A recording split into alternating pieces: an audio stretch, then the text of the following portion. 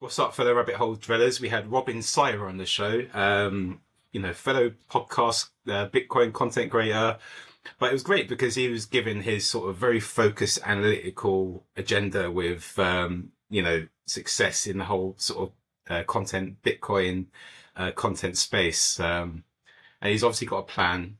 He's obviously got a mission, and he's well and truly on his way to achieving it. So good for him. What did you take away from it, Joel? I think we need to rebrand to Rabbit Hole Stories for Bitcoin podcasters, because he Yeah, was that's true. What was it, the sixth podcaster or anything we had on? So that was quite cool to see. And just generally, I liked his approach. It's very Austrian. Like, I see the data, I know what works, what doesn't. That was fun. And there were times where I did not want to interrupt him because I think the value he was adding was so good. Also for people out there who just want to start a podcast, and before actually hitting record, I remember him saying, you don't need a lot to start a podcast. You can even do Twitter spaces and upload them somewhere and distribute it this way. So I like the tips he was giving, but I think we shouldn't waste any time with the intro, and let's get stuck in. And as always, guys, stay curious. Servus, everyone. This is a very special welcome this time because we got a fellow Austrian on the call. Robin, how has your day been so far? Really, really good. Thank you. I explained it to you before. I got just done with the guy Swan from Bitcoin Audible. I think most Bitcoiners know him, and he is amazing. And it's really, really cool to go on so many podcasts and talk so much about Bitcoin every day. And it's like really, really cool. As we talked also, like I do now a daily show, like a daily podcast. This is really interesting because sometimes you're not fit, sometimes you're really fit. Like it also reflects, I think, in the podcast episodes. I try to make myself always ready for the podcast episodes. But yeah, you get to know my daily schedule a little bit on that also. No, I feel you on that one because sometimes I'm like, oh, I've got a recording today. I've had a busy day at work at the Fiat mine. And I'm just like, oh, I just don't have the motivation and energy to talk about Bitcoin. But then all of a sudden, we record and then the energy comes because we're talking about Bitcoin and it energizes me. But Guy Swan must have been a fascinating guest to have on. And you like every single day I'll go on to Bitcoin Twitter and there's like something new that you're putting out. And I think it's amazing because you're like an unstoppable juggernaut with these episodes and putting the signal out there with a vast array of voices. And I know, watching you on Bitcoin Twitter today, you were rewatching one of your episodes with Natalie Brunel and saying that you rewatched to try and get better at interviewing people and engaging with people within your podcast. And I think that's quite an important thing to do because I do that as well. But I'm not getting any better, I don't think. But what sort of skill base do you think that you're increasing by doing what you're doing in the Bitcoin ecosystem? First of all, I think I learn a lot with interviewing Bitcoiners because I don't like if I consume just my podcast, I learn a lot, but I don't even only consume it. Like I prepare for the guest, I go through the questions, I like listen to the guest like 1-2 hours before the podcast. Then I ask the questions, then I listen to him the first time. Then I edit the podcast, I listen to him the second time. Then when everything is said and done, I listen to some segments just to see if there's nothing weird with the audio going on. So I listen to him like the third, fourth time at this point. And then when it's all out on YouTube, I want to have that audience experience. I'm like sometimes going to Spotify and listen there. Sometimes I'm going to Twitter and listen there. Sometimes I go to YouTube and listen there. And just to trying to figure out what's the actual quality of the actual end product, if you call it a product.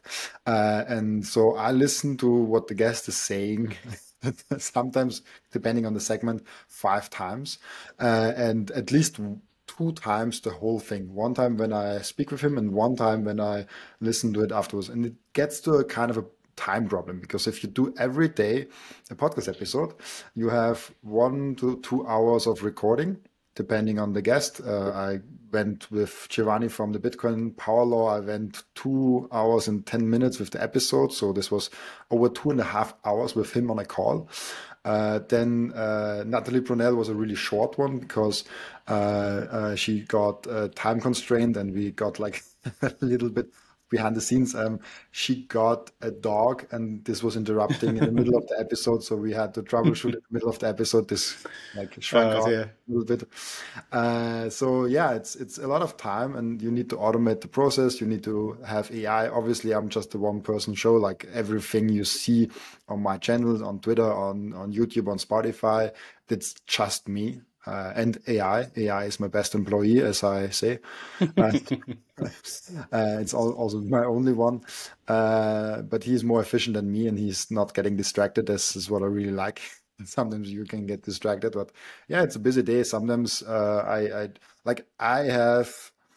I listened to Mr. Beast, I think, a few weeks ago, and I think my work schedule now is a little bit like him. I just do as much work as I can, and then there's this one day coming where I'm feeling really down and I have no energy, and then I'm like the whole day just laying in the bed and sleeping. Then next day I'm energized again, and then I go for like 2, 3, 4 weeks sometimes, and yeah, it's really cool. And one important part that I don't talk often enough about is my girlfriend is a really amazing energy source. Like she keeps me energized a lot. And yeah, it's like there's a lot of things we can go through the Bitcoin route in this podcast. We can go on the podcast how this all shakes down, and and also like other topics like girlfriend energizing me. As where you want to take it. Yeah, I think everyone on Bitcoin Twitter now went like, all right, Robin, we know it. You got a successful show and a girlfriend. Moving on. We'll clip that for social media. I always have to laugh if I see the memes. What's the most classic one? When someone goes like, me and my girlfriend, and like every Bitcoiner below goes like, yeah, you don't have a girlfriend. You're not spending the money on stuff and these things. Just these silly things we tell each other, right? But you did address an interesting point I wanted to ask you. Because full disclosure for the audience, this is our second time around with Robin. We kind of messed up the first recording. Or, well, it was more on our recording studio that didn't record everything fully. With going daily, you went 5 times a week beforehand, right? I started with once a week. Then I was like, oh, I want to have more people on. Then I went 3 times a week. At that point, I sent out, like I was just sending out invitations to everybody that I found interesting. And even like if someone replies to me on Twitter, I was like, oh, let's have him on my show. Sometimes they have like 200 followers. Sometimes it's a bigger one like Jeff Booth, Guy Swan, Nat Brunel just came out today. So I have a wide range of guests. And I think in the next like 12 to 18 months, I probably have the podcast with the widest range of guests in Bitcoin because I'm like just interviewing so many people, even outside of Bitcoin a little bit now. And I forgot your original question. Sorry. No, that was okay. That's okay. We could move along because with going daily now, besides the time restraint, what has been your biggest struggle? Is it also, content-wise to, keep improving, asking better questions? Or have there been other stuff as well? Yeah. And just to finish up the first part of the question, that the schedule then became so daily because I sent out a calendar invite link to everybody, and it just so happened that they were lining up. Like I just gave my calendar away, and everybody could book at every time on the calendar. I obviously constrained it to my sleeping schedule, so I don't interfere with my sleep. Still did like one with Sean Clark. He's Australian at 2:30 in the morning. This was a really hard one for me because I slept from, I think, 10 to 1 a.m. in the morning, stood up, got to waking things at 2 a.m. in the morning, then recorded the show, then went back to sleep, which was not possible for me, unfortunately. And then it just like, I record every day, and then why don't I publish every day? I was like 3-5 times a week then. And so it was a more natural thing because I enjoy talking with Bitcoiners. And if I had an editorial team, I would probably go with like maybe even 2 episodes because I know maybe like a different format. Maybe I would have like a live segment with a 15-30 minutes thing where I talk about news, and then one deeper conversation with someone. There would be something that I would make. But to your question, like how do I manage everything? This was a kind of your question, like how do I keep up with everything and how do I develop the content? It's really easy right now with the podcast because I just search for interesting people to interview. And then when I have someone on, and we talked about it last time also, I research the guest 1 to 2 hours. This is, I think, a good time, 1 to 2 hours, because obviously you can a Guy Swan or a Jeff Booth, you could research for like 50 hours, 100 hours probably.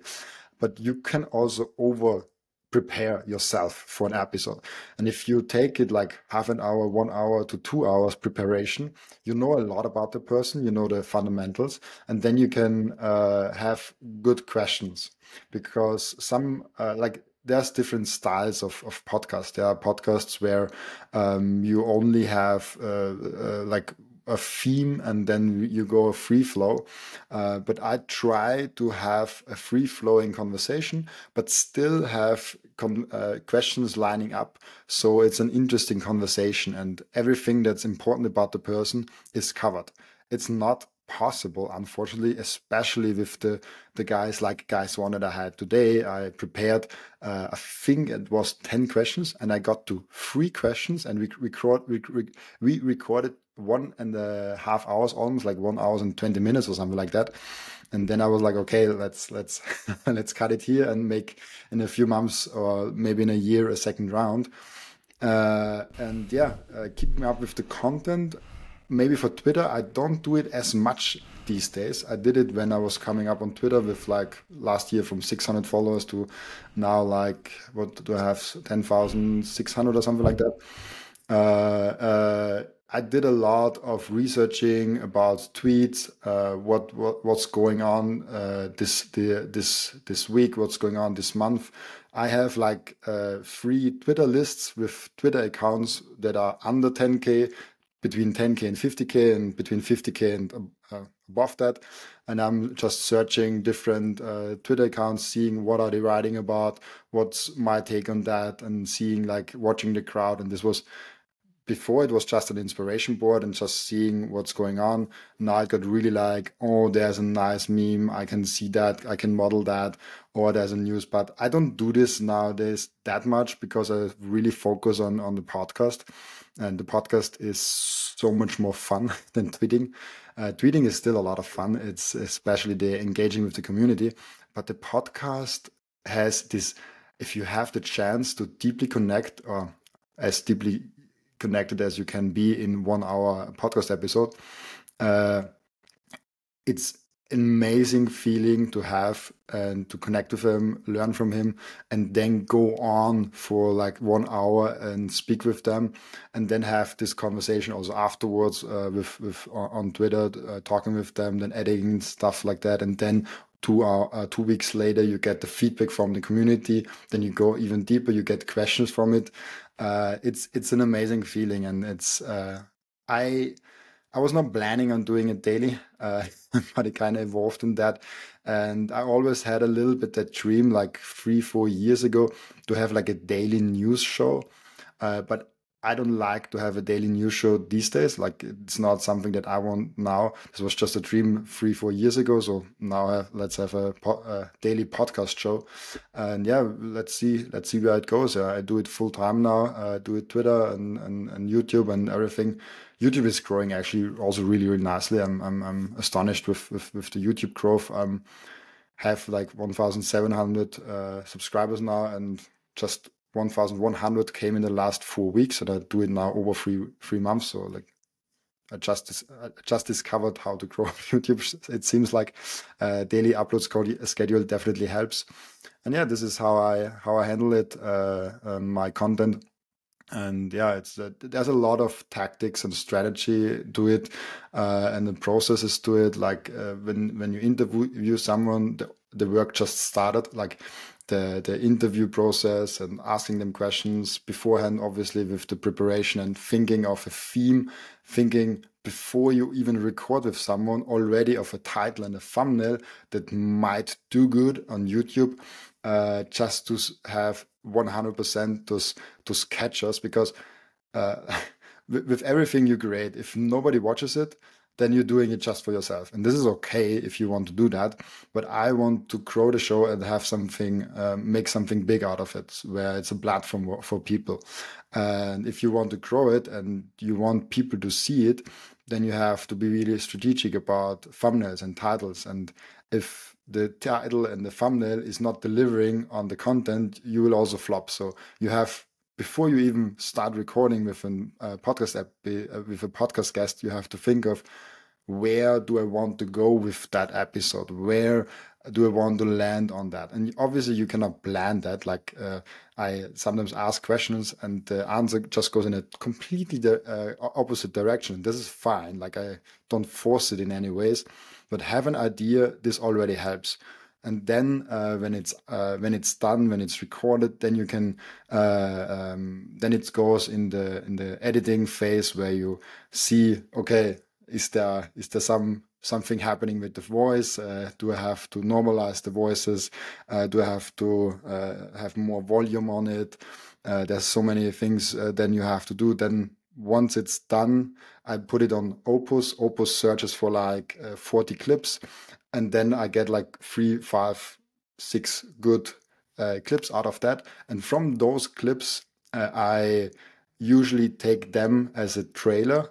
If you watch my podcast episode, there's usually like a 20 to 50 seconds trailer before the podcast episode, which is really important, because otherwise the person does not know what's in the podcast episode. And now he got some snippets of that. He got some idea what the podcast episode is in there, which is also important for holding their attention. Because if you are a listener on YouTube and you see a thumbnail and a title, you're like, oh, that's interesting. The next thing you want to know is that actually happening in the episode. So you go in there, and then in the trailer, in the first 30 seconds, I want to confirm to him that this topic and title and thumbnail he clicked on is actually confirmed with the trailer. And then the next important stuff, it should actually be in the episode. So, obviously, I talk about more than one topic on the podcast usually.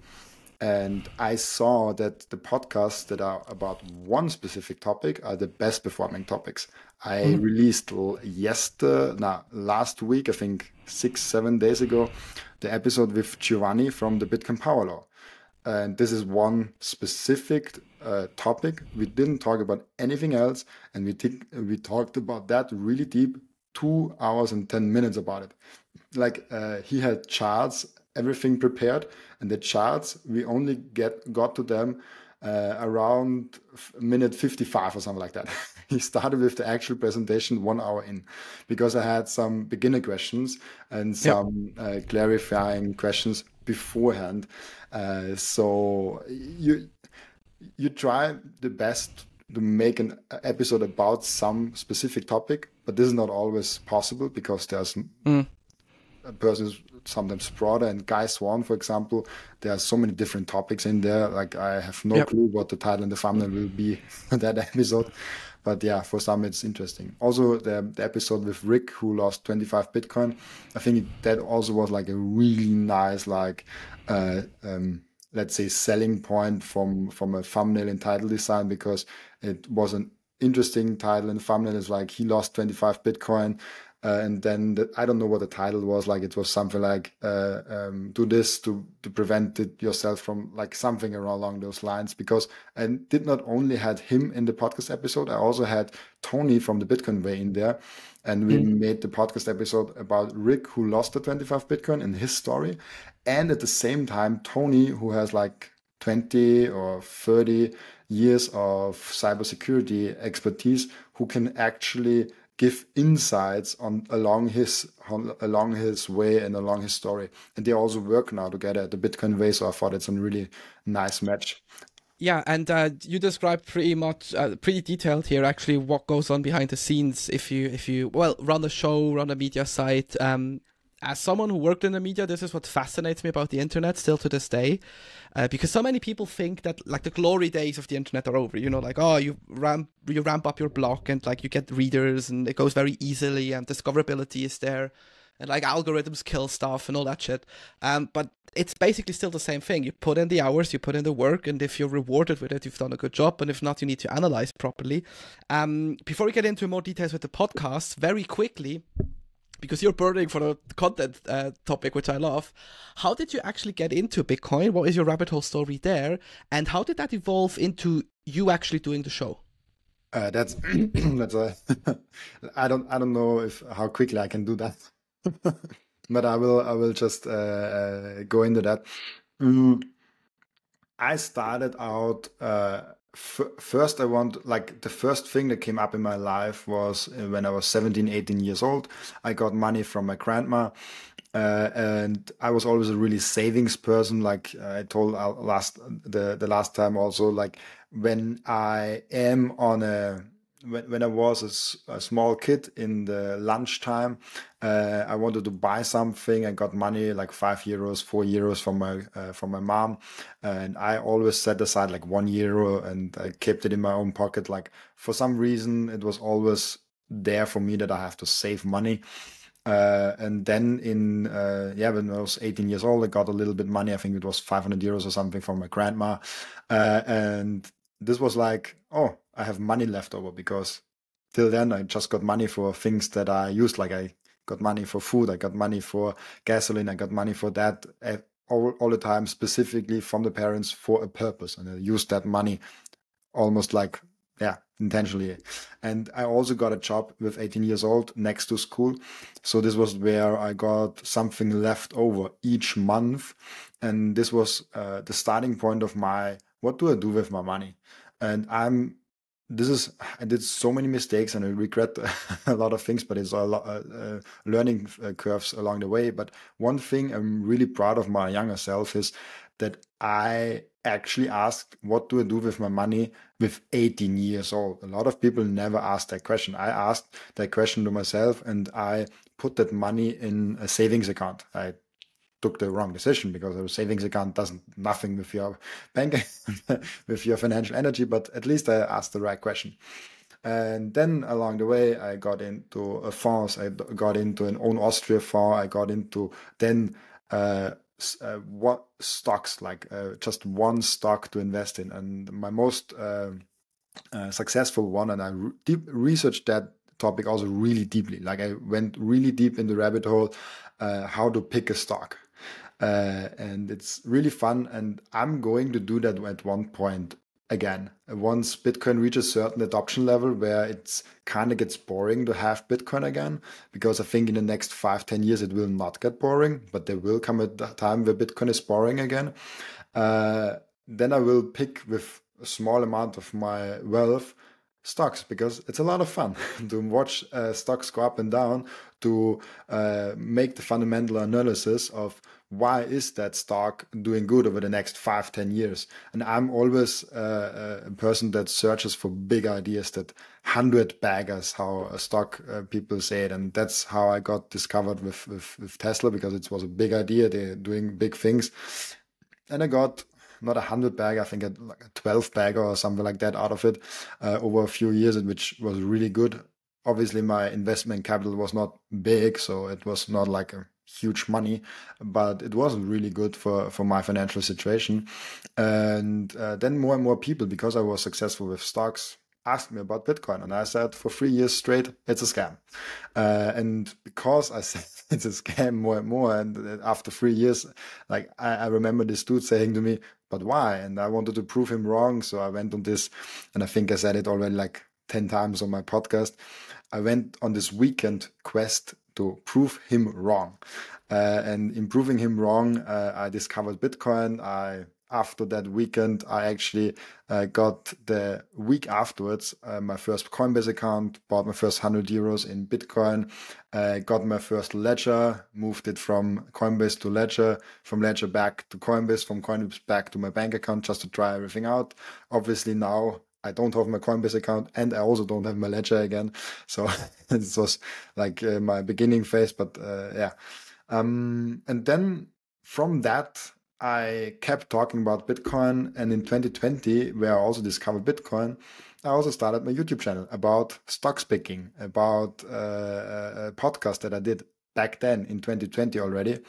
And I did never do it with a real drive. I just did it a little bit. Are these videos still available, or did you hide them? I unfortunately on YouTube I hid them because they were in German. But I did some in English. They are really early. They are available. Like I deleted all the German videos. The only thing that's available is on TikTok. If you really scroll down a lot, you see I had a really big TikTok phase where I grew from like 200 followers to like 3,000 followers in like 4 months or something like that, because I did every day like such a talking video. And I think they're still on. Like I think I did not delete them because it's like I wouldn't need to click a lot of things to delete all of them, so I just left them on. And yeah, but the YouTube, I decided like a month ago, 2 months ago, and it was weird. Actually deleted them, and the week afterwards, it's like on YouTube a spike. And since then, I'm on a way bigger growth phase. I don't know if it has anything to do with that. I did not deleted them for better performance.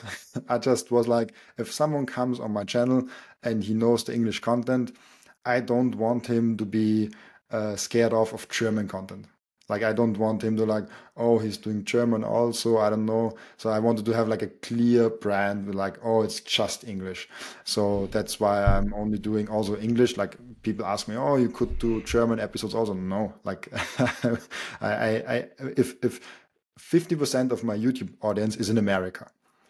So if I do German episodes, my most regular listeners will not listen to that. So it will hurt my overall YouTube performance a lot just because I want to be German also. Why cannot two Germans speak English? Like Joel and I did it now the third time now. And yeah, that has been my journey to well, soon we'll be in a situation where AI will just instantly translate to every language imaginable, right? And therefore we can expand the signal of Bitcoin, and your employee of being AI could do their job and get out there and put the signal out there for Bitcoin in many different frequencies. But it seems like saving is in your kind of culture and in it's a very Austrian German thing, right? Isn't it, Joel? You were talking to me earlier on about your Bitcoin rabbit hole story. You get a bit of gold or something when you were born, so it's kind of like ingrained in you culturally. Is that right? I think it depends a bit where you're born. At least over here in Switzerland, it was not uncommon that you get, like when you turn 18, when you finish school, you get, I mean, this is maybe for like 50 or $100, you get like golden coins or certain things. But it's the same thing. Like you put that into your savings account or into your own safe at home, and you don't really go out and spend it or speculate on it. Born hodlers. I actually also got from my dad once I graduated a small gold coin.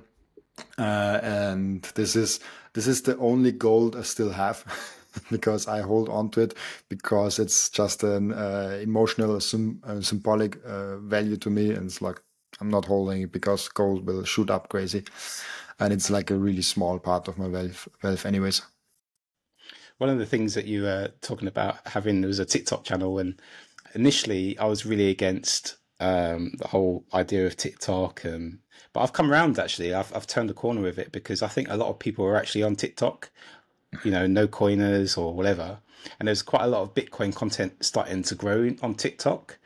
So I'm trying to sort of engage a bit more because putting a signal out there is just an opportunity, I think, for newbies or people that are intrigued at least with Bitcoin. We can then start to sort of go on the platforms where they're at and do it that way. So I'm starting to sort of like experiment a little bit about the sort of stuff that people engage with on TikTok. And I think the more platforms you're on, the better. But I don't know if any of you agree with that. I mean, I'm always trying to be platform agnostic and try to figure out what's the best way to spread the message. I was really big on Twitter last year. I'm now switching more and more to YouTube because it's a really nice platform for YouTube for long form videos, because I see the statistics. How long are people watching on Twitter my content, and how long are people watching on YouTube?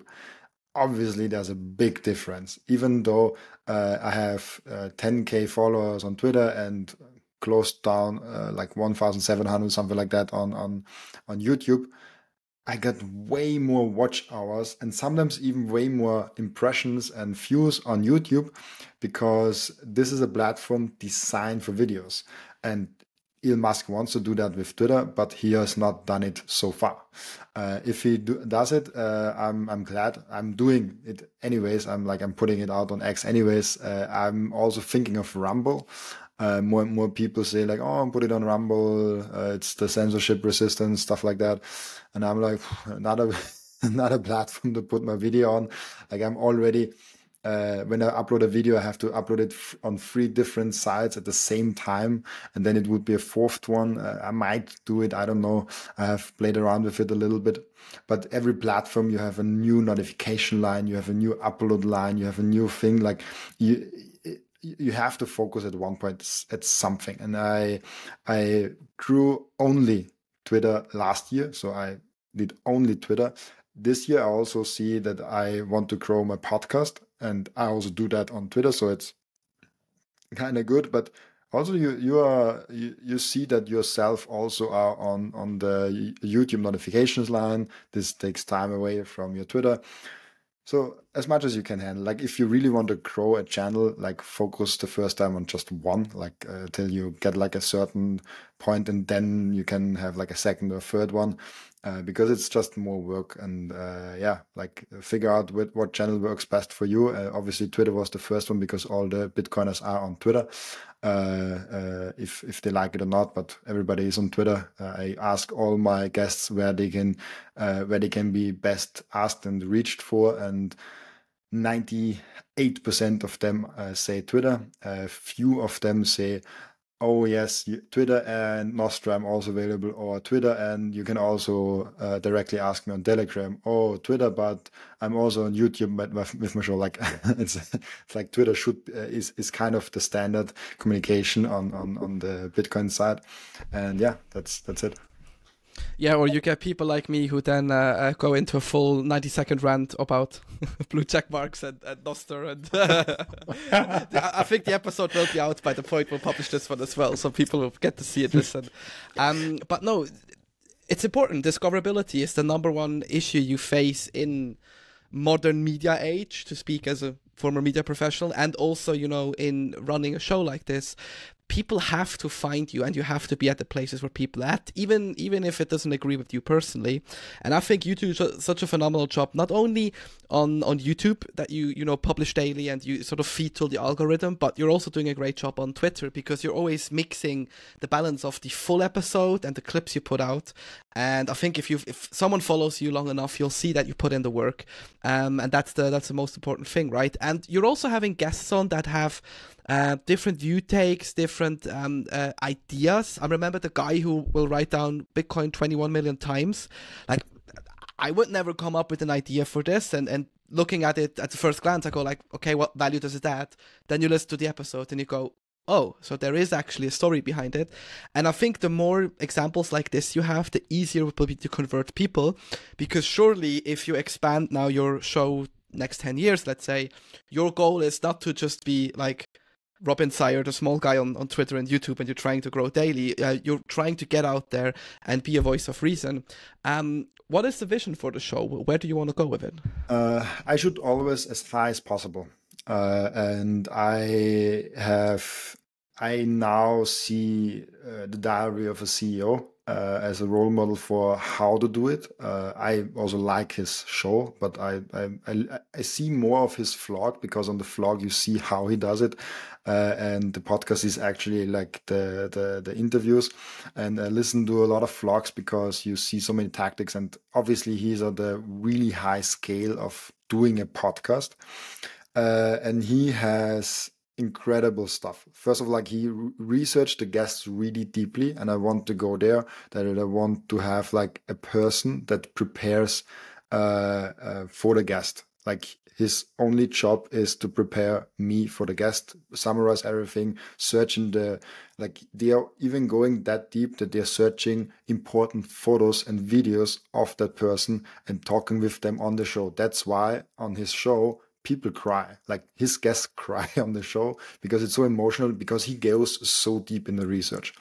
Then what he does when he does the research, even if the guest comes, he's playing the music that he most likes. Like they're trying to figure out how to make the guest feel most welcome. Like they're going a really deep level to make the guest feel really special and welcome.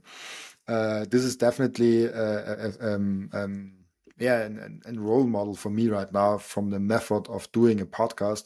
He also does everything in person. Like his dedication to in-person is fascinating, because he not only has an in-person studio where he flies in the guests, he also, when the guest does not want to fly in, he flies the studio to the guest and builds the same studio that he always has on a set somewhere where he is. And then he's flying to I think he's based in London, and he flies to New York, and then he does like 12 episodes in a week with the guests in his new set. And just the cost of that, like he has 30 employees, most of them have to go with him. He said something like that when he does like a 1 week podcast episode where he just records them, it costs him like 50,000 euros just to move all the stuff there and build all the stuff with the rent and everything. So it's a lot of stuff that goes in there, and I definitely want to go longer than 1 hour. I want to do it deeper. I want to do it in person, but in person has the disadvantage of being physical. So you need the guest physical in there. And just imagine I made 2 podcast episodes with you, Ian, and with you, Joel. So imagine like how with Joel it would be actually quite easy, because he's similar. He like it's closer by. It would have been just a little bit more time. I could be in Vienna. We could have done like, but with Ian, it's like, and even I have guests from India. I have guests from Africa, America. Like, how expensive is it for me to fly them in, accommodate them here, and what the time commitment this is also is like.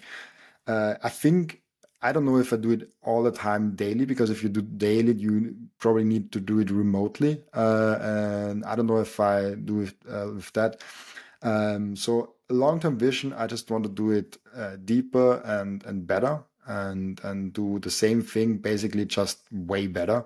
And what I just try to do is, because if you think long-term, it's kind of overwhelming sometimes.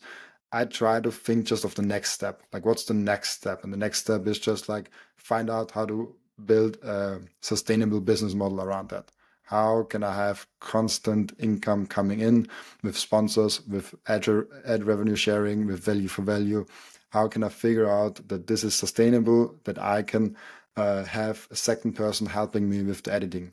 This is my main goal right now, to figure out the finances of the podcast. This is very, very cyclical. Like, depends on the video, depends on the sponsors, depends on so many different aspects.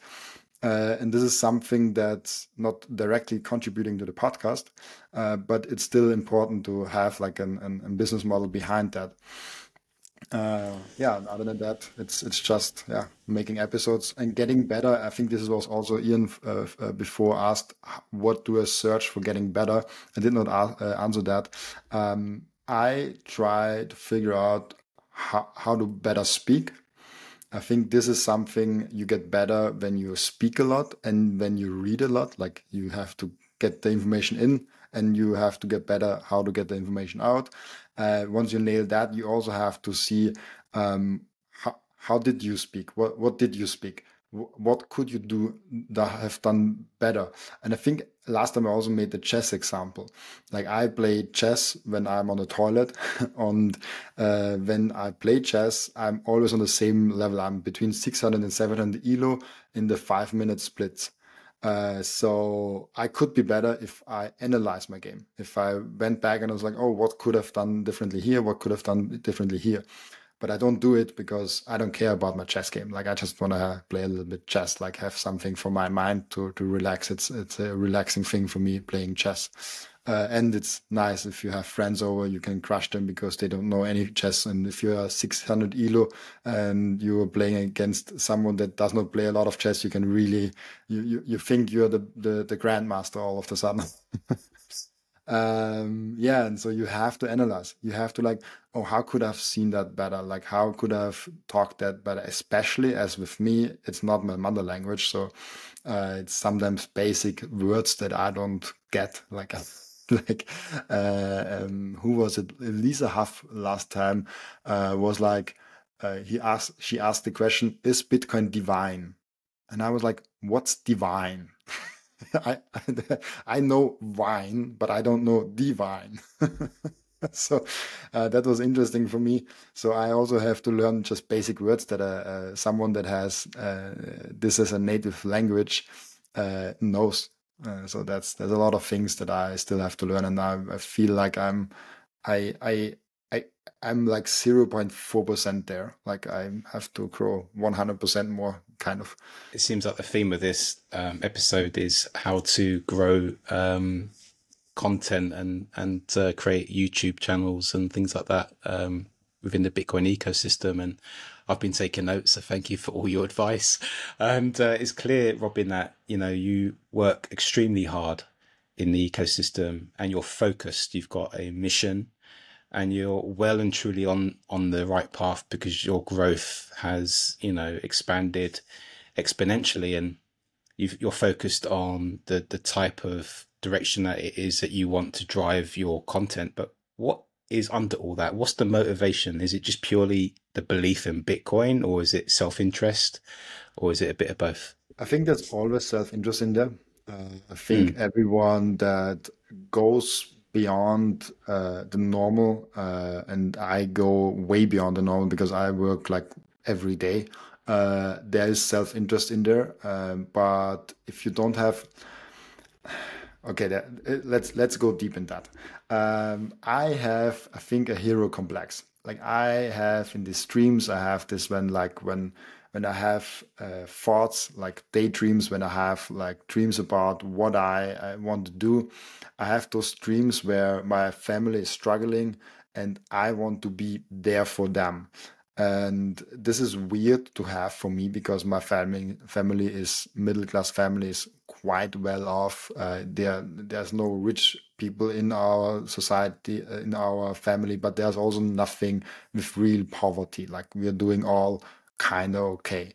Obviously, inflation also hits my family, but still there's nothing to worry about. They all have jobs, they all have like kids, they have houses, they have everything someone wants to have, and they are fulfilled and happy.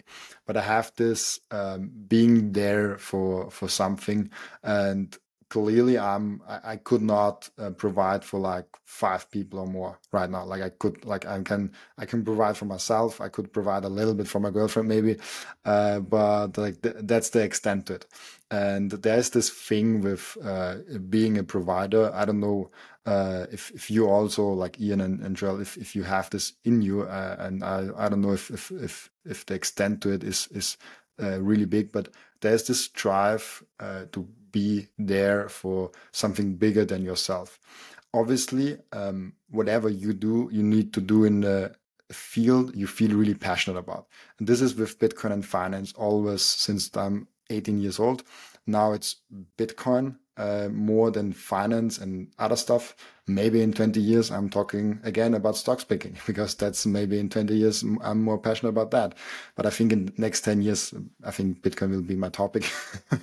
I don't see a way around that. And so obviously there are a lot of drivers in motivation in what somebody does, and family and having something bigger than yourself is a big part of that, and whatever comes in that.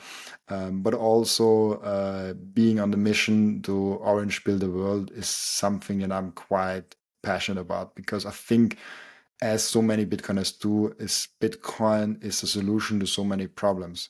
It's in the end of the day just money, but money is so fundamental to us. And I had the talk with guys one today, and we talked about that extensively. It's like when you have a Bitcoin standard, you're running on a solid street. If you're on a fiat standard, you're running like 2 meters into the beach in the ocean where you are knee deep in the water.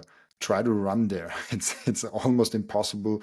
You fall down, you strip down. It's always the forces are pulling you back. And this is what the fiat standard is doing to our society on a bigger level, but also on an individual level. And when we have on a Bitcoin standard, a solid street where we can actually run and do whatever we want, and not do it wherever we want, but everybody has the capabilities and the chance to do what they actually want to do.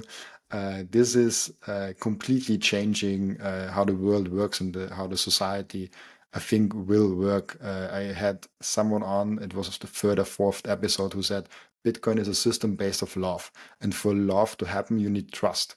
And this is what Bitcoin brings back in our society. It brings back the trust in each other, because all of a sudden a transaction is a transaction and you can rely that this one got through. You have the verifiable truth, and you don't need to like, oh, now I have to go to the court. This happened. This like fiat is a weird thing, and we need to fix it with Bitcoin. Yeah, that's a good quote to get into the end segment of the show, because Robin, as you know, we finish all of our episodes with the little challenge for our guest. And for the new listeners or who haven't tuned in for a while, it's basically we say a word or a phrase to Robin now, and he has to relate this back to Bitcoin. Last time we gave you quite a hard challenge. I think this time it looks hard at first, but you can get there. And the word we got for you today is apple juice, or particularly mosht. I think as it's in Upper Austria, right? Or most, whatever however you say it. Yes, most. I think my grandma actually makes us in the cellar. So like we have nice. like on the farm we have like a big cellar where like my grandma, or like better my uncle and aunt, has a big farm with like cows and tractors and everything like that. I love it. So it should be easy for you. And when you fly me out for your in-person podcasts in the future, when you're highly successful, you can give me a tour of the farm. Definitely. Yes. The farm is like let's do the podcast on the farm, right? Yeah. I mean, next to a big pile of cow shit, and you can say they're the shit coins over there. But yeah, carry on, mate. You're meant to relate this back to Bitcoin. Apple juice. Where were we? Apple juice, yeah. I don't know too much about the process of making apple juice, actually. I know that if you have apple juice and you do it long, you get the most out of it. I don't know how this all works, but my grandma would be happy to have 20 hours of conversations about that, probably. But apple juice is something that is in Austria. Let's see if this works. In Austria, it's kind of the standard. Like if I think everyone in Austria, in every restaurant, you get apple juice. If for me, it's like if they don't have apple juice, what is this restaurant? I don't know if they also have it in McDonald's and stuff like that, but I think they actually have it. And Joel gives me like they actually have it. So apple juice for me in Austria is kind of the standard of a drink to drink, because we have a lot of apple trees. We can produce the apples. So if I have to relate it back to Bitcoin, I would say Bitcoin will be the standard like apple juice, and is in Austria the standard of a drink. And yeah, it's like there's something into it, because I don't know on which podcast I talked about that, but there is something with the 4% mark. I think Luke Mikic was it, where we talked about if 4% of the population is completely intolerant about one thing, the whole population adopts it. And in Austria, people are intolerant of not having apple juice in their restaurant. So every restaurant offers apple juice. And if enough people in the world are intolerant of not paying with anything else than Bitcoin, everyone will have it. and will trigger all the. That's why grassroots movement adoption is so important, because it has to be bottom up. It's sometimes top down with El Salvador, with other projects, with Bitcoin ETF. You can also probably say that it's top down, but the bottom up adoption is that what excites me, because this is forcing from a bottom up standpoint the markets, the merchants, everyone to adopt Bitcoin, because all of a sudden people are coming in. Hey, can I pay with Bitcoin? What's Bitcoin? Why should you pay with Bitcoin? Because that's my medium for exchange. If you want my money, I have it in Bitcoin. If you don't want my money, I will go.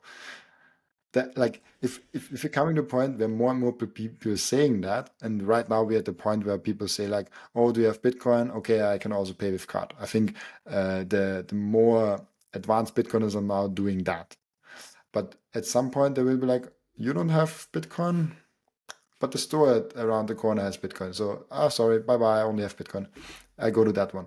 At some point, the other store will be like, let me figure out what this Bitcoin thing is, and how this Bitcoin thing is working. So, I don't know if I did a good job in relating it back to Bitcoin, but apple juice is kind of the standard in Austria for a drink, and Bitcoin will be the global standard for store of value and medium of exchange and unit of account. A perfect answer, Robin. Thank you very much. And for the second time, thank you for your finite time and joining us and chatting with us here at Rabbit Hole Stories, and the same for all of our loyal and new listeners.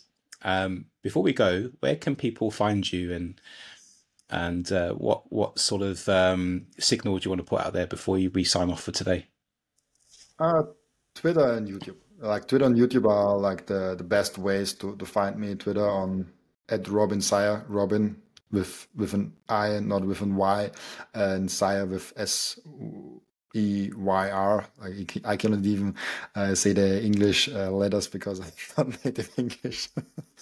But yeah, that's basically it. Twitter and YouTube, it's the best way. I think if you enjoy long format podcast, YouTube is at least my best way to listen to them and watch them also. I also put the video out on Spotify. Like if you have only Spotify for podcast, you can also watch it there and listen to it there. I'm also on all the other podcast platforms. I think Apple is my most successful one. Then Spotify, Fountain obviously is also a big one. I love the value for value crowd there. It's really cool with clipping and people sending sats and having that kind of relationship there. And yeah, the signal I would put out is Bitcoin. Like if you don't have Bitcoin, get educated on that. If you have a little bit Bitcoin, get more Bitcoin. If you have already a lot of Bitcoin, get other people on Bitcoin. If you're doing that, also make a show about it and don't stop talking about it, because it is important. 100%. Thank you so much, mate. And you enjoy the rest of your day. And for everyone else out there, as always, stay curious.